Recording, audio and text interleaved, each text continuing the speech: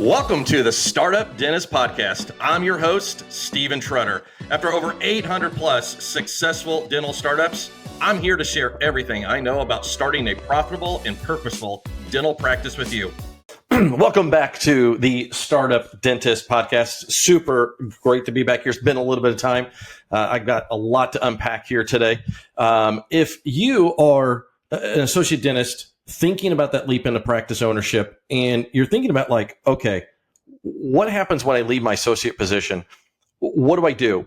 I'm leaving maybe the golden parachute. Then check out one of my most recent episodes where I talk with Dr. Carly Sells. She is an ideal practices client that went through the journey, that's created something special in her community. She took the jump. She took the leap, and you're going to hear firsthand about like that mental part of that transition from, oh my gosh, I'm leaving something that is proven, and I'm building something for my own, and really that journey together. So definitely check out that episode. Today, we're going to dive into the common pitfalls of acquisitions. And I've been in the industry for over 20 years. And trust me, I do a lot of startups, and I've worked with a ton of clients that over the years that have bought practices. And there's a lot of things that you need to go into. And in reality, we need to almost like position acquisitions similar to a startup, because there's a lot of things you need to look into. And it's not just about, I'll say this, it's not about just simply the practice or the transaction. So I'm going to help you some of the common pitfalls. There's a number of them to go through, but I want to help make sure that you're prepared, what you need to do so that you're not become the victim to buying the wrong practice. So grab your notepad and let's make this dream practice of yours a living and breathing reality. All right, folks, acquisitions. There's a lot to unpack here, so I've got a lot of things to jump into. Over the years, the reason why we've decided over the last few years to jump into more acquisitions is really out of demand. A lot of doctors or approach us and said, I don't know what to do. And here's the thing. It's I was watching The Matrix literally last night, and there's that part, obviously there's the blue pill, there's a red pill. Sorry, I'm dating myself here, folks, but I love The Matrix. It's one of those movies that's like up there with like Shawshank for me, Shawshank Redemption, or even Goodfellas. If it's on, I'm going to watch it. I'm just sucked into it, like all The Matrix. I can watch every single movie of those, every single version of that episode, 1, 2, or 3. But there's a part where they need like the guys in the ship can like input like the training, almost like the expertise on a certain, and there was a part, I can't remember the woman, I should know this, but the woman that plays like the main part, that's Neo's wife, girlfriend, significant other, and they're like, hey, I need a training manual for like a helicopter. And they're like, all right, cool. And he goes, hits a bunch of buttons, and all of a sudden it's like, oh, cool. I know how to fly an airplane or a helicopter, a military helicopter. You don't buy a practice on Friday, and then over the weekend, the Matrix punches a bunch of buttons and goes, now how to run a practice.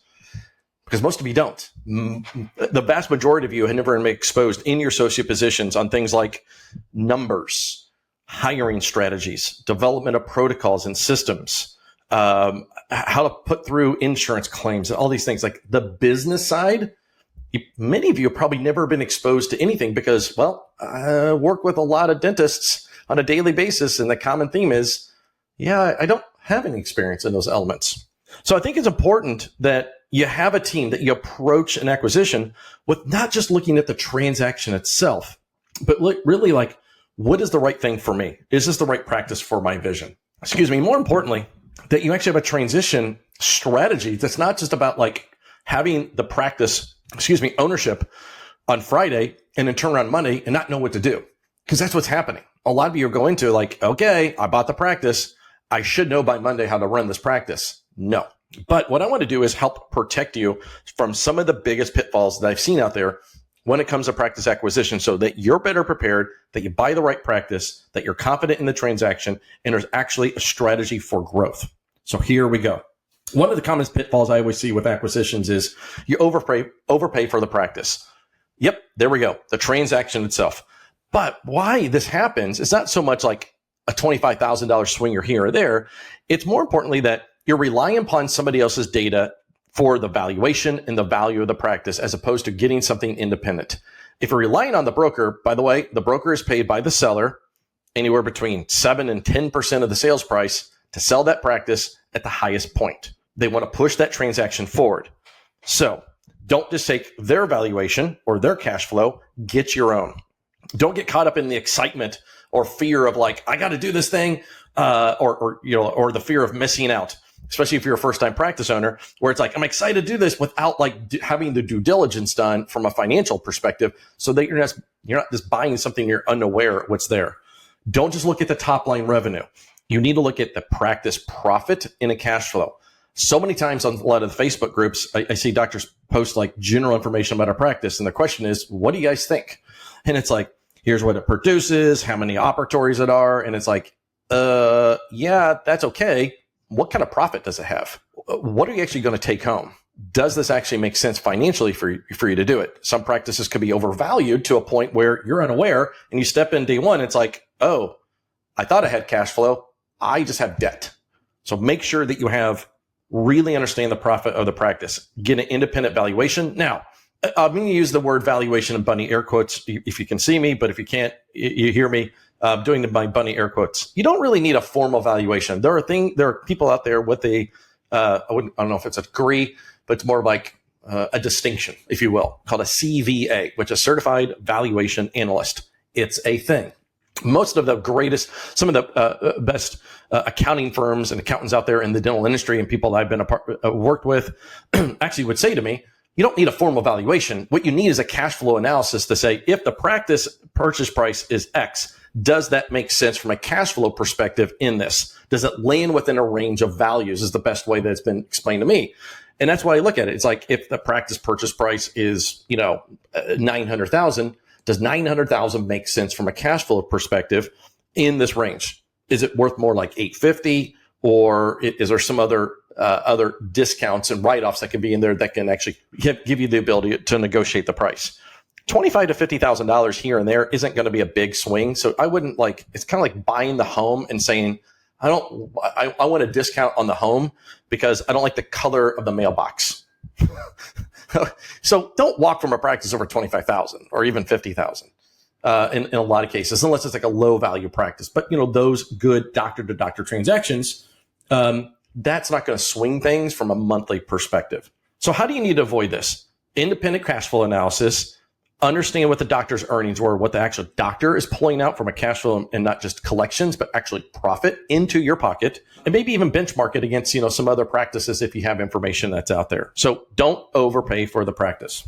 Dovetailing into that is not understanding a full understanding of the financials. You're clinicians, not accountants.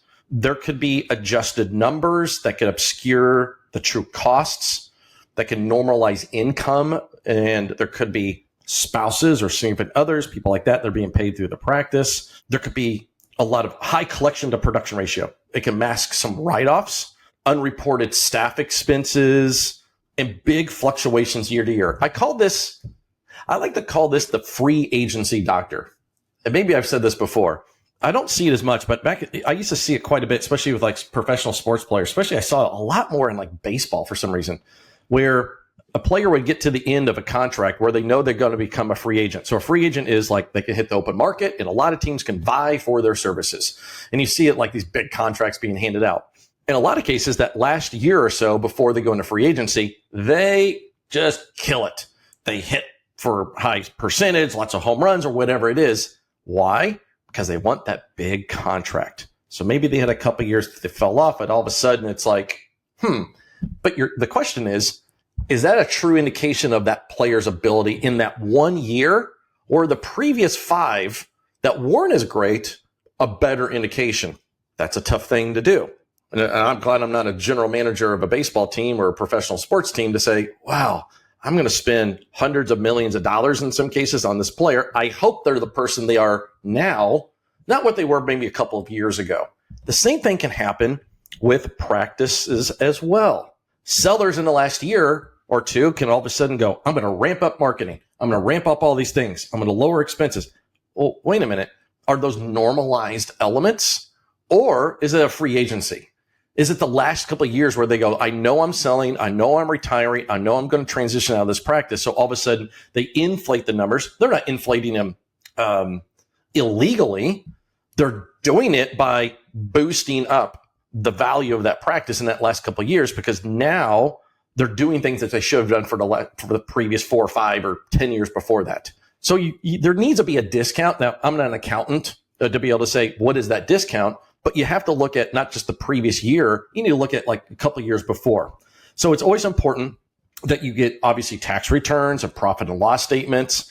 The bank is going to evaluate this as well. So your bank, if they're a dental specific lender, which I absolutely like recommend that you have, they're not going to be able to say this is a bad buy.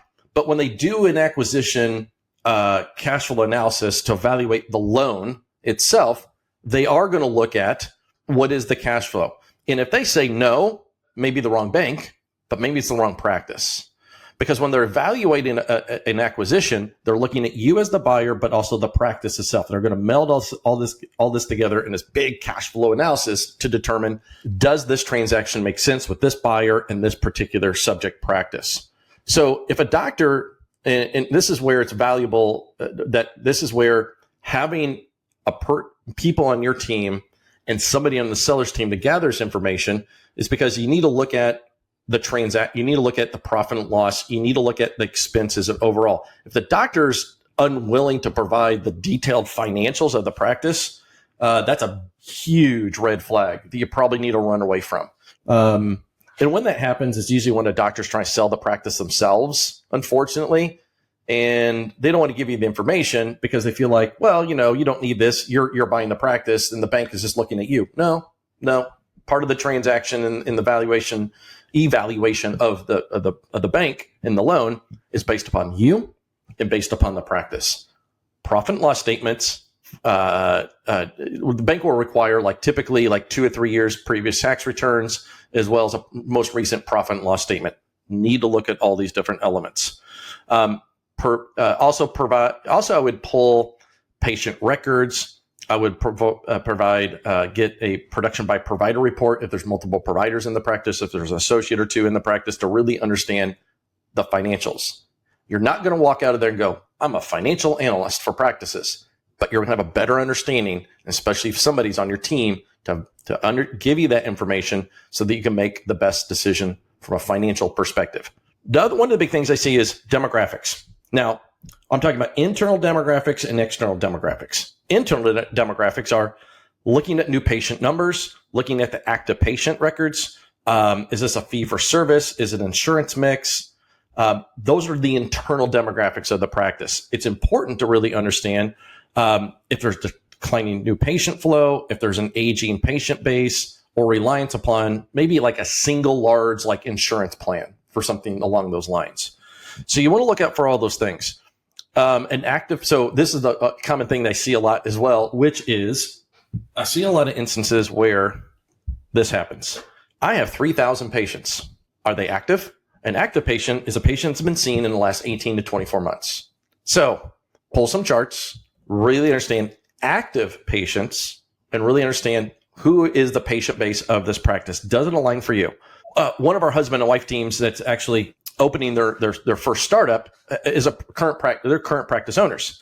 And one of the big reasons that they're doing a startup is the practice that they purchased, it isn't 100% in alignment with the clinical focuses that they want to do. So in other words, that practice doesn't have the practice demographics and the dental spending habits in that area for that practice.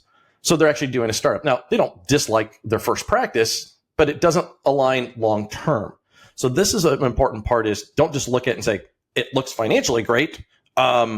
Really understand who is there, what are the needs, is there opportunity to bring in more procedures, is a declining element. So those are the internal demographics of the practice. Now you need to look at the outside. So this is where I always say acquisitions and startups are very, very similar, except for a few very specific elements that are specific to a startup and specific to an acquisition. One of these that crosses over is the demographics of the area. So we're venturing. I just had a vision call the other night with one of our clients that's looking to buy a practice. Doesn't have a subject practice in mind yet. But one of the first things we always do is, what we're doing startup or an acquisition, is cool. Let's talk about the demographics, because we want to be able to identify an area or areas that are in alignment, that have the abundance of the kinds of patients that you love. So don't just purchase a practice and go, yeah, I can make this work. I don't want to be here. Maybe I can make this work for a while. That's a big sacrifice, folks. There's a lot of things you may have to compromise on your acquisition, which is, I'll talk about that in a future podcast about acquisitions and startups. But I'd say this, like, buying a practice where you don't love any of the patients, or they're not in alignment, or there's not going to be future growth, not a new patient, there's too much competition, new patient growth is low, that could really set you up with a practice that is going to be very status quo. And if you have some attrition, now you've got a declining practice that you need to really boost up, which you should anyhow in terms of from a marketing perspective. But don't just throw caution to the wind and say, oh, who cares about the demographics? If you do, you're going to find yourself in an area with a practice that you don't love. And that's going to be really hard to fix, because in 20 years, I've never taken a practice and put it on a flatbed truck and moved it to the next town over. It can't happen. So demographics, internally, externally. Facility and equipment elements. There could be a lot of old elements there. So this is kind of dovetails into the financing element, which is have the equipment evaluated. A lot of times that can be a part of like the overall information that's provided from you from the broker, that if they're listing the practice. If there's outdated elements in the practice, whether it's you need them to produce dentistry, whether it's digital radiography, analog systems, digital systems, a poor layout. Like, I know John on our team that does our floor plans. It's a science. Like, a bad layout actually hinders production. And so I'm not saying to walk from a practice simply because there's old equipment, but you need to factor that in. Like, it's kind of like when you buy a home. Like my home, I bought it 7 years ago. There's been a lot of updates, but it would stink if, like, for 7 years we couldn't do anything to this home because there wasn't available, equity in the home or cash flow and things like that. In a practice, it's like, okay, am I going to borrow more in order to do the things to this practice? Well, the bank may not allow you to do that because it may not work in terms of the cash flow, which then means after you close, you could be borrowing more funds that actually exceed the value of that practice, and you're just adding more debt to the equation. So I would look at and evaluate what can you live with internally, whether that's the facility, but also the equipment and all the different internal elements of the practice. And a lot of people overlook this. It's not the biggest thing in the world that you need to say when evaluating your practice, but it's certainly a factor that you want to consider. One of the big pitfalls I see quite a bit is no transition strategy with the seller. It needs to be defined. The patient's trust should be transferred to you as the buyer. This is where attrition happens when there's a poor strategy or no strategy. You need to have something that's clear, that is in writing, that says, how will the seller introduce you to the team? I'll talk about that more in a little bit, but more importantly, to the patients. What is the messaging? And there needs to be a message from the seller, but there also needs to be your messaging as well. And you need to have a strategy of transitioning patients to you. And it starts with the seller to ensure that's there. There's also situations of how long is the seller going to stay on board? It could be too long or too short. Too short, oh, I don't have enough time, transition poorly. Too long, may not be a good fit. The other thing is, I don't want a seller to overstay their welcome in some scenarios, unless it's like they're a high producer that actually, this was maybe a senior doctor and associate ran practice. But, don't buy a single doctor practice thinking and the seller expects like, hey, I want to stay on for 2 or 3 days and get paid as a high level associate. That won't work. How do you pay them when the patient base is the same the day that you bought it? So there needs to be a true transition strategy. I like to, within a few months, if possible, depending on the size and scope of the practice, maybe it's a month, maybe it's 60 days, maybe it's a couple months to have that new, if it's a single doctor practice, again, kind of caveat here, single doctor practice, how long do they really need to be there? You need to get the lay of the land, but what you don't want to create is confusion with the patients and confusion with the team that goes, okay, new doctor's here, but old doctor's here. Well, I'm going to go to old doctor for the answers. I want to see the old doctor because I'm a patient. no, that's not going to do well. So you need to make sure like they know that you're the new leader and there's a transition strategy from the patient. But more importantly, also just as important is the team as well. So a transition plan needs to be included in the purchase agreement. There also needs to be a non-compete and all these different elements. I'll talk about that in a moment from a legal perspective. There needs to be a letter of introduction. Seller saying, hey, here's the new buyer. Super excited. This is going to be great. You should come in and meet the new buyer, the new owner. Super excited. There needs to be a positivity around this. That way it doesn't feel like it just kind of like, just kind of like drops in your lap. And all of a sudden you're like, oh, I'm having it handed to practice and old guy didn't do anything for me. Now you're climbing uphill. Team. There could be a poor transition team if there's not good messaging. They can make or break the success of a transition. You may lose some team members. You may have some toxic people that you need to get out of the practice. So I think it's important to evaluate the current team before you buy the practice. Understand how they're being paid, what are the financial elements that are there. Understand their roles, but I think that there needs to be discreet when meeting the team, and just like you just don't want to disrupt a lot of things within the practice. I think you need to ignore. I think one of the common pitfalls is I would say ignoring like toxic elements or loyalty to the seller. Folks, people will undermine you not because you're a bad person. It's simply because like they have a loyalty to the old owner. So I think it's important, but also understand like who may be there from day one might not be there day 90. But what I wouldn't do is buy a practice and the next day go, all right, we're going to do everything differently. There needs to be some status quo. I am very big on intentionally bringing in your systems, your protocols, the patient experience that you expect of your team, but don't do it from day one because you're going to disrupt all the things. They're scared. They're afraid. Most people don't like change. You're the change. So have very few changes in the beginning, but be intentional over, I always say like 6 to 12 months of introducing systems and elements with your team that make sense. But also don't be afraid. What's the old saying? Fire fast, hire slow.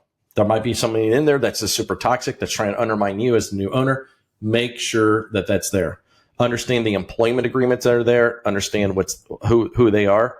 And ensure that you have a smooth team and staffing transition, but don't ignore that and make sure that you're very intentional about that.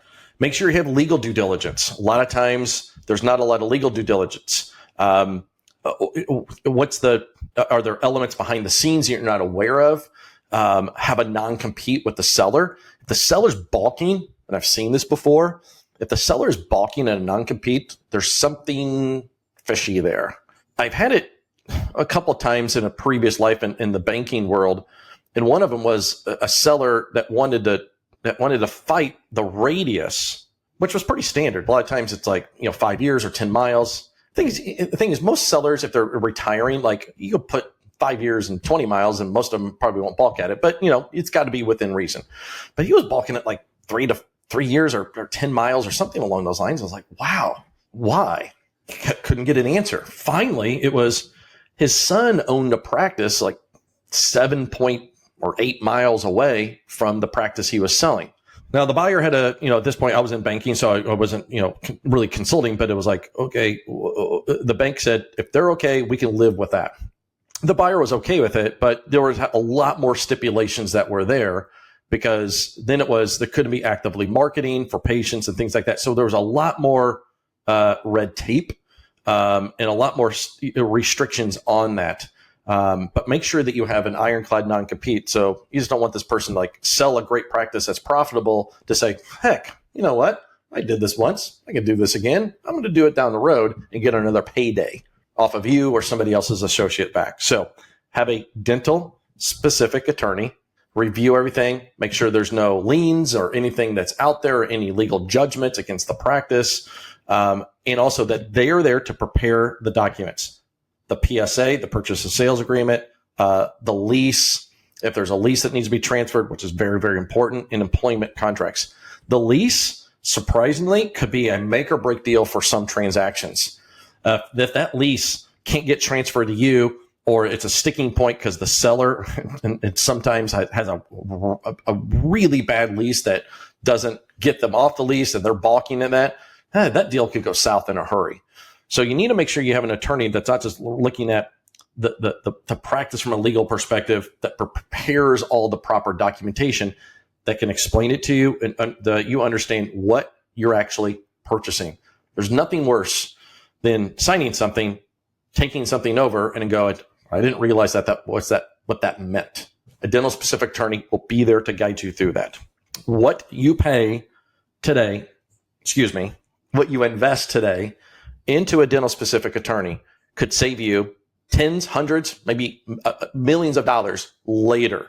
So don't go on the cheap like, hey, my cousin's attorney, I think he could do it. He said he'll do it for a couple $1,000s. If they haven't done hundreds of transactions, hundreds of acquisitions, do not work with that attorney.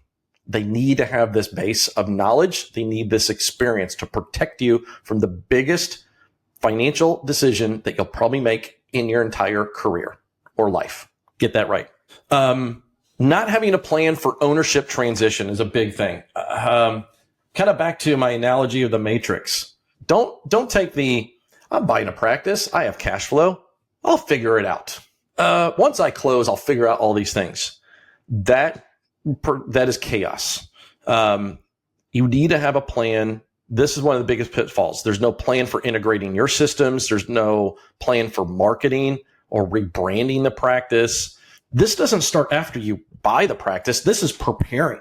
When we're working with our clients or buying practices, we're intentional about here's what we're going to do from a marketing perspective after. This is what we need to do from an insurance credentialing after you buy the practice. This is what we need to do to prepare the team and the management or any kind of scheduling changes or any updates and things like that. That doesn't happen after you buy the practice. That has a whole plan to it before you even make that transaction, and that ink goes to paper or pen goes to paper. I guess it is. So I always say there's probably, I like to break it up in multiple parts. There is, you have a transition plan that's assessing operations, HR, patient communication, marketing, rebranding, because you're not just going to walk in and not market the practice. So there needs to be very specific elements that you're going to look at in that transition time. And the transition could be months. I don't want it to be years, because to me, I hear that story so many times with doctors of I bought a practice and it took me 5 years to get the way that I wanted it. That's not a good transition.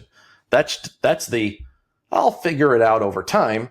That means you bought a home with wood paneling on the walls, brown paint, bad carpet, and they said, we'll just live with it, even though it's not what you want. So make sure there's a plan for systems and protocols, and it's not just winging it, because the Matrix is not going to give you the code to practice ownership over the weekend.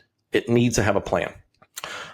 One of the big things I always say is there's an emotional component when buying a practice. There's two people.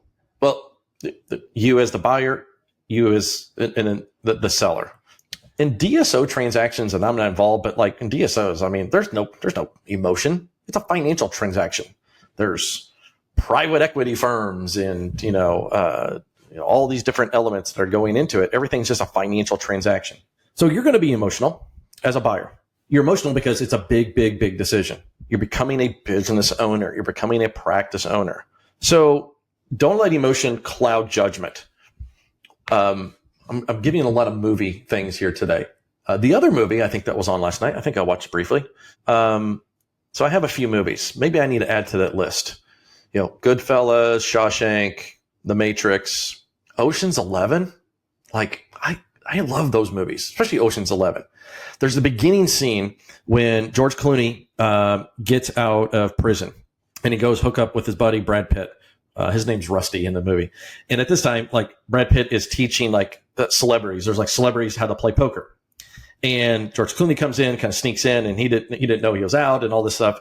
And they were talking about, and George Clooney is making this big bet. And in this poker game with all these celebrities, and they got money, and they're like, hey, whatever, it's no big deal. And Brad Pitt, who's he's the teacher, I guess you will, the professor of poker in this particular scenario, says, hey, what's the first rule of poker.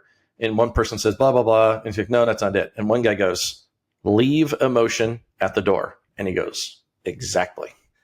Leave emotion at the door. I know that's tough, but emotion will cloud judgment. Falling in love with a practice, ignoring red flags because maybe you feel like you're desperate. Like, I've been looking for a practice for years. I just have to do this one. Don't just do the one. Don't just make the transaction because it just feels right. It needs to be like all things need to be right. I's need to be dotted. T's need to be crossed. Don't overlook things like declining production because you like the practice or the seller. I'm sure there's some upside to a lot of practices, but I never recommend buying on potential. Don't buy on potential. I think it's great if there's an upside to some potential, but don't go, hey man, this thing's been declining. There's all these different things, but I'm super dentist. I'm the one that could turn this practice around. No, you're just going to be like swimming upstream in a lot of cases. Buying an underperforming practice is one of the worst things you could do because while there's probably one story of doctors like, I bought that practice that was a diamond in the rough that wasn't doing very much. Now I got $1 million practice after 3 years.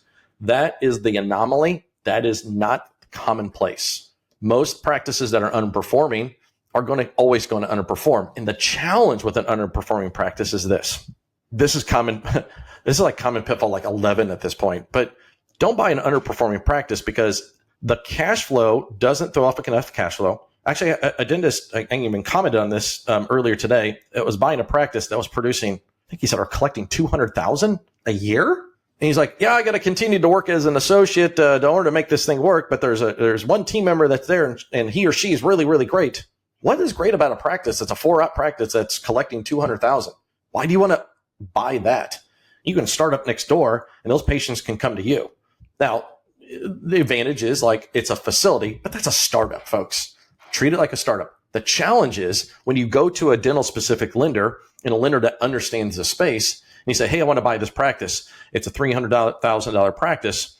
And the challenge from a financing perspective is they're not going to lend you $700,000 to do all the things you want to do, to market it, to grow it and do all these things because they're backing into the cash flow. It's like equity. Again, kind of back to the analogy of a home.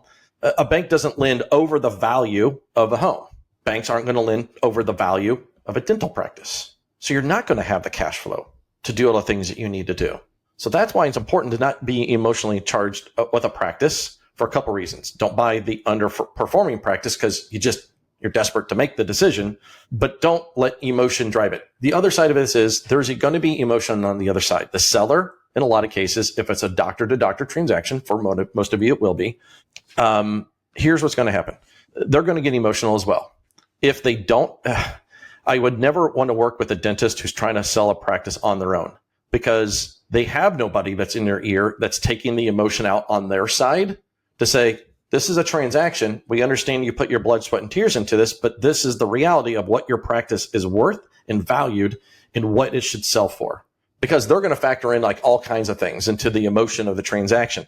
Oh, I did this thing. I did this. It's actually worth more. Well, why? It's only worth what people are going to buy it for. And I'm not saying you should go in and jam a doctor, and jam a seller for lowering the price just for the sake of lowering the price. But there's a financial transaction that's here that has to make sense for two parties. And if a seller's going out on their own to sell a practice, that is going to be really, really hard. And 99% of the time, and I would avoid sellers without a broker or somebody that's representing them legally or something because they have nobody that's actually keeping their emotions here in check, that's trying to take the emotions out. They need to take the emotions out. Take the emotion out, leave it at the door. They need to do the same thing. So what you need to do when it comes to a transition, I like the approaches from like a startup, is you need to make sure you have the team, accountant, attorney, consultant, people that have done this hundreds of times. Don't just stop at the practice. This is where a lot of people get misguided.